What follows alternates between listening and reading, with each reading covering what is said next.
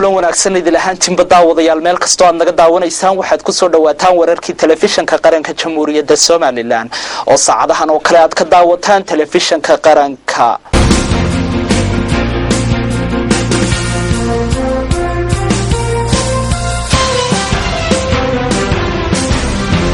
wasiirka wasaaradda dibadejinta jamhuuriyadda Soomaaliland ayaa ka warbixiyay safar uu dhawaan ku tagay dalkaasi Ingiriiska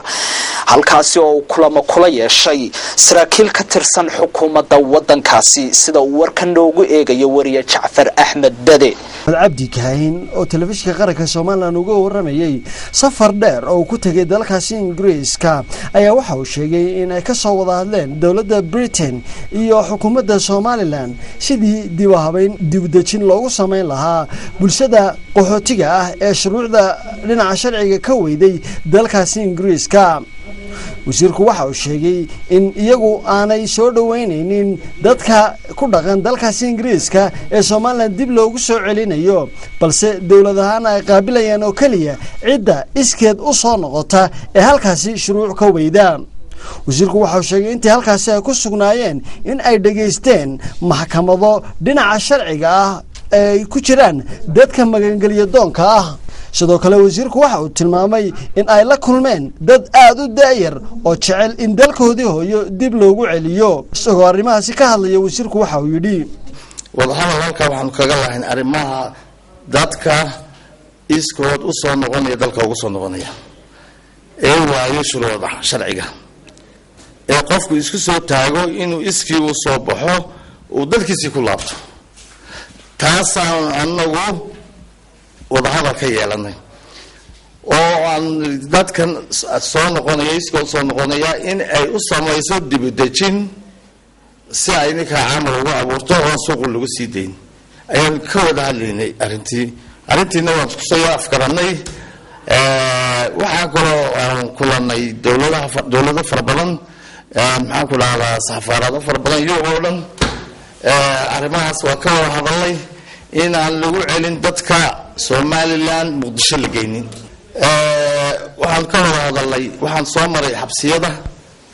dadka ku jira waxaan soo maray maxkamadahan ka soo dhageystay iyadoo aan eegayo qaabka qofka sharciga la siinayo qofka sharciga waaya sababaha ay ku waayo iyo sababaha uu ku helo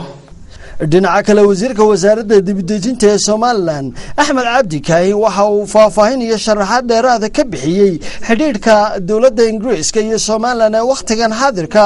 oo tilmaamay in uu marayo meel aad u sareysa ugu dambeynna wasiirka wasaaradda dibadejinta ee Soomaaliland waxa uu ku baaqay bulshada reer Soomaaliland in dalkooda hooyo ay aaminaan isagoo tilmaamay in halkaasi ama Yurub guud ahaanba aanay waxba u oolin wasiiru dawlaha wasaaradda waxbarashada iyo tacliinta sare ee Soomaaliland ayaa xariga ka jaray dugsi cusub oo laga hirgeliyay degmada Agabar sida uu warkan noogu eegayo wariyahayaga nooga soo warama gobolka Gabiley Nimcaan Deeg Ibrahim wasiir dawlaha wasaaradda waxbarashada iyo tacliinta sare ee Soomaaliland mudane Axmed Nuur Faahiye ayaa maanta xadhiga ka jaray dugsi laga hirgeliyay deegaanka Agabar oo hirgeliyeen walaalaha qurba joogta Arabsiyaad ee u dhashay gobolkan Gabiley dhismaha dugsigan oo ay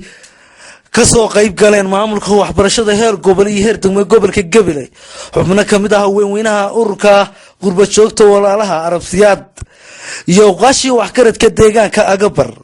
ayaa gooreenba waxa hadal kooban halkaasi ka jeediyay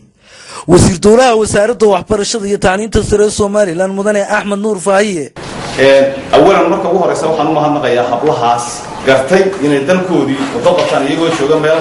10 kilomitir u jirta Soomaaliland marka ugu horeysa waxaan leeyahay jazaakallahu khayran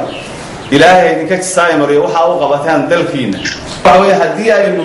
dhaqaalada wax walba inoo dhisa sidaynu marba sibaynu u gurguuranayna community-geenu iyo diaspora-nu baryanaa inaan noo qabta qaar in dheer garada oo sida hablahan walaalaha Arabsiyo kale iyadoo cidina dirin gartay inay Agabar ka dhisaan baagabidaar ku daraan laba fasal ay ku daraan sidoo kale halkaasi waxaa la kooban ka jeediyay xildhibaan Nimco Xasan Bucl oo ka tirsan xildhibaanada golaha deegaanka degmada Gabiley ahna wakiilka ururka qurba joogga walaalaha Arabsiyaad oo ka warbixisay ujeedada dugsigani hal gaari way heli karaan inay naga caawiyaan oo ka gaadiidka maanta ay say isugu xidhnaadaan degmada iyo gobolku xaqii waxbarashada ama caafimaad ahaanba way heli karaan inay iibiyaan laakiin waa dumar waxa la isku dhaafay marka horta ilaahay baa mahadle mar iyo laba waxaan mahadnaqaynaa ururka walaalaha Arabsiyood oo kala jooga UK Norway Sweden iyo Canada fadhigooguna yahay UK marka waxaan iyagana leeyahay tiri xasanaad haydan ka siiyo inta dalka ka soo saarteen ilaahay ka badan haydiin galiyo hana ka niyad jabina hana ka daalina hawsha adalka haysan saad u bilowdeen wada sidoo kale iyaguna waxaa halkaasi hadallo kooban ka jiriyay maamulka wasaaradda waxbarashada heer gobol iyo heer degme ee gobolka Gabiley walaalaha Arabsiyood ah ururka qurba jooga oo inta badan ka shaqeeya arrimaha samafalka ayaa haatan inta badan ka qayb qaata adeegyada horumarka ee guud ahaan gobolka Gabiley iyagoo noqday ururada qurba jooga ee ugu waxqabadka badan leh gobolka Gabiley waa Nimcaan Dheeg Ibraahim TV qaranka Gabiley shilalka ka dhaca magaalada Hargeysa iyo waliba khataraha ay keenaan baabuurta ku socda xawligu ayaa maalinba maalinta ka dambaysa waxay ku soo badanayaan magaalada Hargeysa haddaba shilalkan iyo waliba dhibaatooyinka ay sababaan ayaa warbixin ku saabsan waxa noo soo diyaariyay wariye Jacfar Ahmed Bade xawaaraha sare ee gaadiidka isaga kala goosha caasimadda Hargeysa ay ku socdaan guud ahaan caasimadda gudaheeda iyo mas'uuliyad darada ka muuqata darawaliinta iyo wadayaasha gaadiidka ayaa marka ka dambaysa sii badanaya iyagoo geysta khasaare isugu jira naf maal iyo mood intaba haddii si gaar ah aynu u eegno gaadiidka basasku waxay ka mid yihiin gaadiidka u adeega shacabka isla markaasina qaada rakaabka ugu tirada badan kuwaasi oo isugu jira bulshada qaybaheeda kala duwan haddii ay noqoto ardayda aadka u daada yar ee dugsiyada hoose dhexe sare iyo sidoo kale ardayda jaamacadaha kuwaasi oo saddexda gelinba qaada rakaab aad u tiro badan mid kamid ah basaska isaga kala goosha caasimadda Hargeysa oo waqti duhura oo ay saarnaayeen arday aad u tiro badan oo ka soo baxday isla markaasina ka soo rawaxday goobihii waxbarashada waxa uu khasaare ballaaran gaarsiiyay meherada Iftin Computers oo ku taala meel ka durugsan wadada ama jidka halbowlaha ah caasimadda dhacdadan oo aad uga yaabisay dadkii ku dhawaa halkaasi dadkii rakaabka ahaa iyo guud ahaanba dadkii ku sugnaa meherada gudaheeda ayaa waxa si toos ah abaaray gaadhigaasi meherada albaabkeeda waa kuwan dadka ku dhow dadkii saarnaa iyo rakaabka gaadiidka oo ka hadlaya arintaasi halkaas ka soo baxay gaadhigu laamigan shaqadiisa soo cararana waa ku tagay dawaar dhinaca galbeed ka soo socday wadada markaa ka soo baxay halkaas oo shaanay waan carro ka sar marnay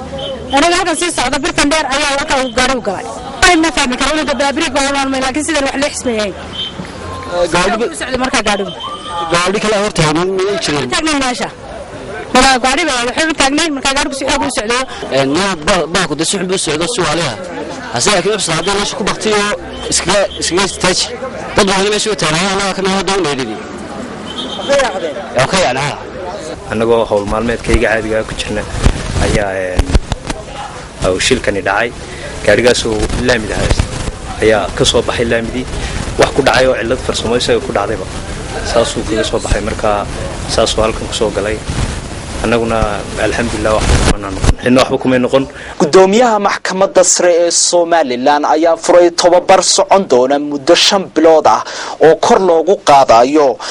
aqoonta bahda garsoorka waxaana uu ka furay magaalada Hargeysa sida uu warkani noogu eegayo wariye Axmed Saki Daahir Xasan munaasabadan lagu shaacinayay wajigii labaad ee kor u qaadista aqoonta habaynta sixidda iyo ka hortagga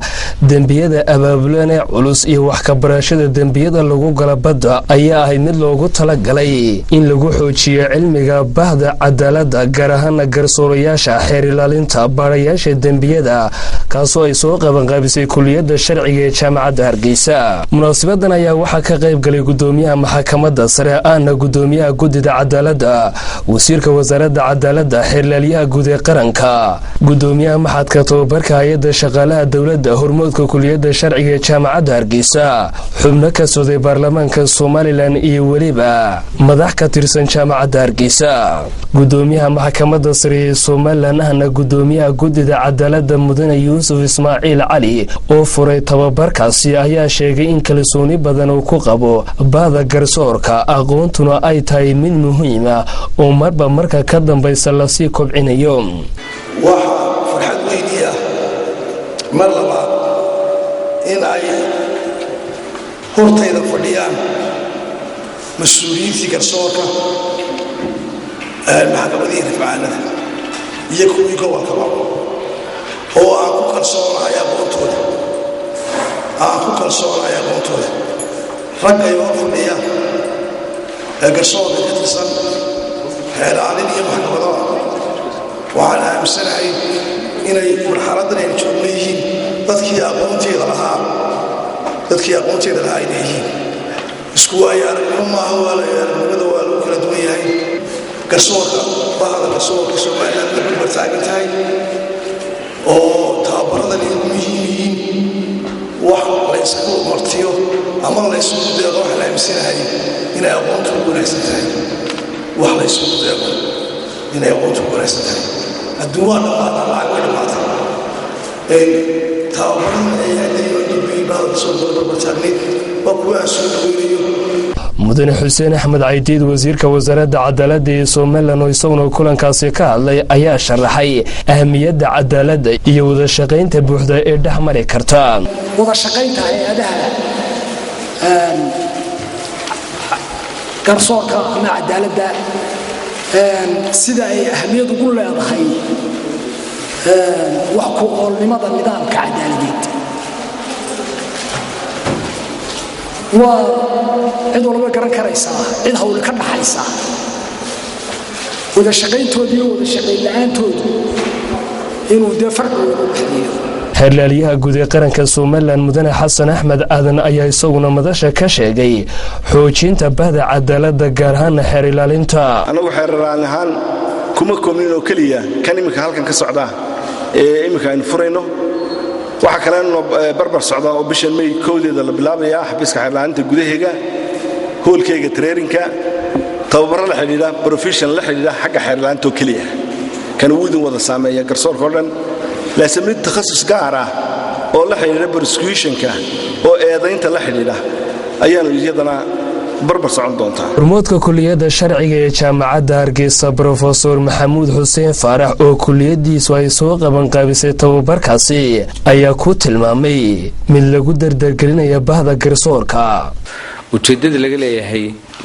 gruubkani waa gruub run ahaantii aanu ogaanay tababarkayaga inuu markii hore kala dhinaa sababtoo waxaanu siinayna un xeerlaaliya iyo garsoore laakiin si ay u wada jaan qaadaan oo meel iskala socdaan waxaan ugu soo darnay baadhayaashii oo ah meesha uu kaysku ka toosi karo ama uu ka qalloocan karo run ahaantii aad baan ugu faraxsanahay inay ka faa'iidaysan doonaan ujeeddadaan ugu talagalnayna waxa weeye aqoontooda in kor loo soo qaado weliba kooraskani wuxuu xoogga saari doonaa dembiyada abaabulan oo run ahaantii kusoo kordhaya regionka ama gobolkan aynu degannahay ka mid nahay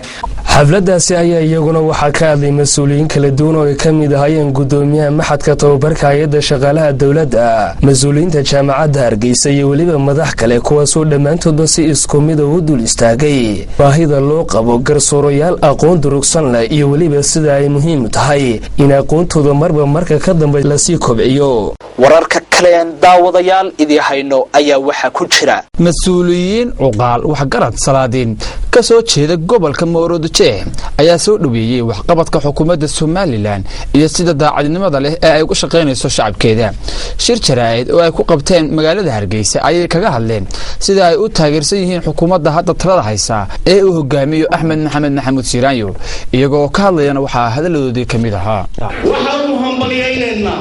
waxqabad wixii uu qabtay Maxamed Siiraanyo wax wanaagsan buu qabtay xaq dhaqaale hadday noqoto xaq dhismo hadday noqoto xaq siyaasadeed hadday noqoto xaq horumarin hadday noqoto wax wanaagsan buu qabtay wuxuu laaday labadii kubadood ugu dambeeyay wadataa aan hore loo laadin waanu ku hambalyeynayna waxa weeye labadii ugu dambeeyey kii wadada waxa la yidhaa ayaan baa la yidhaa mid walba markii wadadii baa la dhiga dhagaxa ilaa ayrigaabo qof walba wuxuu ayaankee ayaan baan u bixiya halka ayaan baa la yidhaa wadada ayagoo taageeraysa oo ku qanacsan waxqabadka dowladda uu hogaamiyo axmed maxamed siraayo mudooyinkii uu xilka hayay waxa badana uu qabtay horumarkuu dalka gaadhsiiyey iyo waxaa ka dhimanaya u higsanaya intaba maanta oo ay halkan isku timi beeshada wadaago ujeeddada ay isku timi waa dhowr arrimood kow waxa weeye wadatashi iyo dib u habayn iyo midnimadii la wadaagay in la soo celiyo si ay danaheeda dhaqan dhaqaale iyo deegaan iyo siyaasadeedba ay ka midowdo dowladda somalilan waxaanu kula shaqaynaynaa nabadgelyadaanu kala shaqaynaynaa horumarkaanu kala shaqaynaynaa waxaanu kala shaqaynaynaa waxqabadka ay qabanayso waxaanu kala shaqaynaynaa wadooyinka waxaanu kala shaqaynaynaa dhismayaasha dhisayso waxaanu kala shaqaynaynaa wixii wanaagsan ay qabanaysaba kow baanu kala warka ka imanaya gobolada dalka jamhuuriyadda somalilan waxaa ka mid ah qodka sidee gobolka saraar iyo mas-uuliyiin sarsare ayaa waxa ay ka warameen daaftirid shaqaaqo laba arda oo walaala ku dhex martay deegaamo ka mida gobolka saraar waxaana munaasabadii lagu soo aftirayay lagu qabtay hoolka shirarka ee xarunta maamulka gobolka saraar waxaana kasoo qayb galay mas-uuliyiin aad u tiro badan oo ka mid ahaa wasiirkii hore gaashaandhigga somalilan saleebaan warsame guuleed oqaashii waxgaradka labada arda ee walaalaha iyo dadweyne kale oo tiro badan waxaana uga horeynba munaasabadaasi ka hadlay xogeyaha guddigii loo saaray dhammaynta shaqaaqadaasi axmed caynab xasan kaasi oo ku dhawaaqay qodobada ay ka soo saareen dhammaynta shaqaaqadaasi xaaladan waa tii gumdaxankee ka dhacday haddaba maamulka oo kaashanaya culimaauddiinka iyo dhaqanyaqaanka waxa uu go'aamiyey waxaa diyadii marxuum laga xukumay magdhan 150 muddada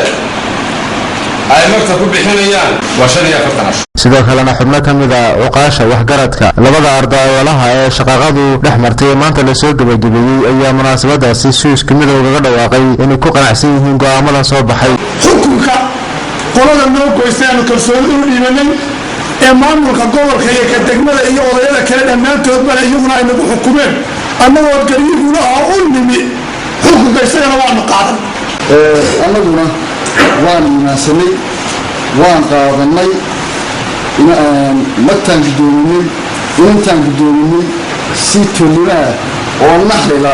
oo nabadaba lagu guddoomin sidoo kalena rasaab ku-xigeenka gobolka saraar ibraahim jaamac maxamed iyo taliyayaasha ciidamada qalabka sidee gobolka saraar iyo weliba mas-uuliyiin doora oo munaasabadaasi ka hadlay ayaa si isku mid u soo dhaweeyey heshiiskan ballaaran ee maanta laga dhexdhaliyey labadan arda ee walaalaha ah ee wadadega deegaamada gobolka saraar waxayna si weyn ugu dheeraadeen muhiimadda ay nabadgelyadu leedahay wixii horta ilaahay naga garansiiyey maskaxdeeda soo mariyey oo daacada ayaanu soo xukumay xukunkuna wuxuu dhadhamaa oo macaanaada marka la qaato waxaan halkan ka balan qaadaynaa anagii taliya xigeenka ciidanka booliiska waxaan bulshada mid maqan iyo mid jooga u ballan qaadaynaa howlgal kasta oo ka dhaca gobolkan inaanu ka dabageli doono gaaldheer mid dheer iyo mid dhowba inaanu ka dabageli doono ayaanu ballan qaadaynaa waaryaale maalintaas wanaaggaa iyo sharaftaa aan ku soo wadnay bahash ku soo dhammaatay laftiyaalo maalintaa ku soo dhammaatay oo dadaal badan sameeyay oo annagana aan u kashifnay ilaahayna idin fududay ilaahay idin fududay 15 cashan idin siin maayo maxaabiisna idin siin deyn maayo kiiskii baan 45 cashan idin ka sugay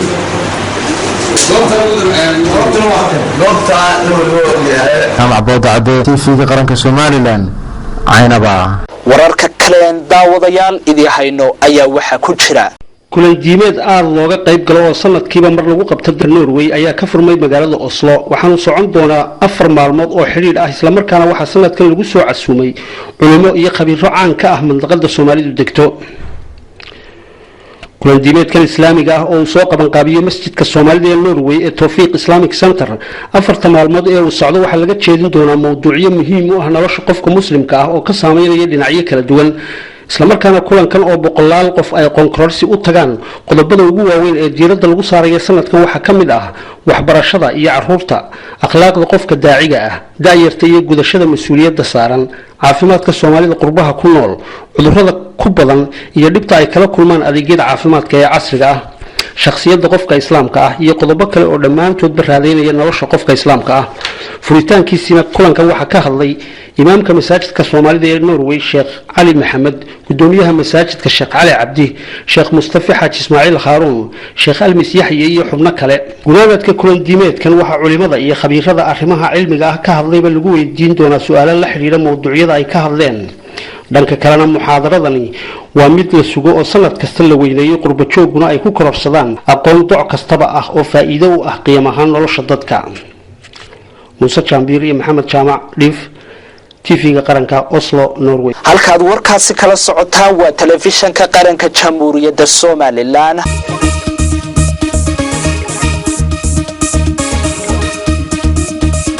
haatana daawadayaal waxa aynu jaleeci doonaa wararka dibadda waxaana noo soo diyaariyay wariye Jimcaale aw Cali Ibrahim afar wariye oo u dhashay Faransiiska oo muddo lagu haystay dalka Syria ayaa la sii daayay waxaana lagu wadaa in saacadaha soo socda ay gaaraan dalkoodii hooyo halkaas oo ay ku qaabili doonaan madax sare oo ka tirsan dalka Faransiiska oo uu ka mid yahay madaxweynaha dalkaasi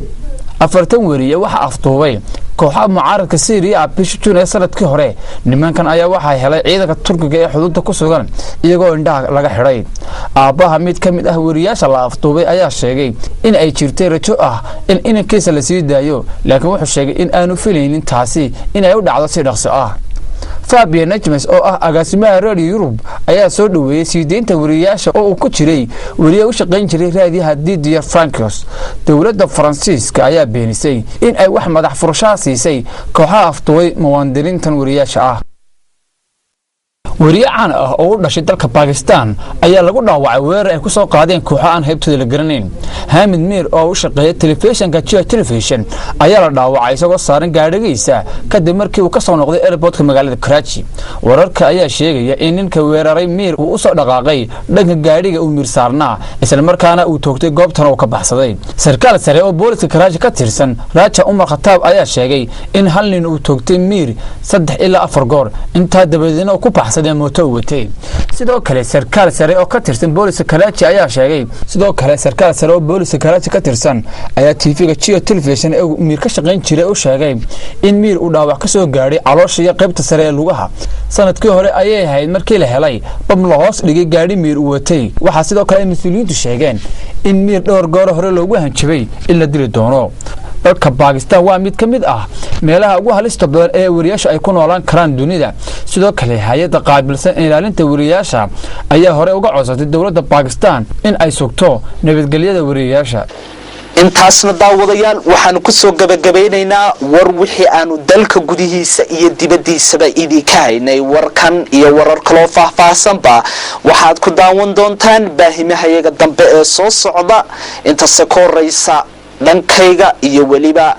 bahdii igala qayb qaadatay dhanka kamarada editinka iyo soo diyaarinta warkuba waxaan idinku dhaafaynaa saragtimo qal dambe ka hor assalaamu calaykum waraxmatullaahi tacaala wa barakaatuh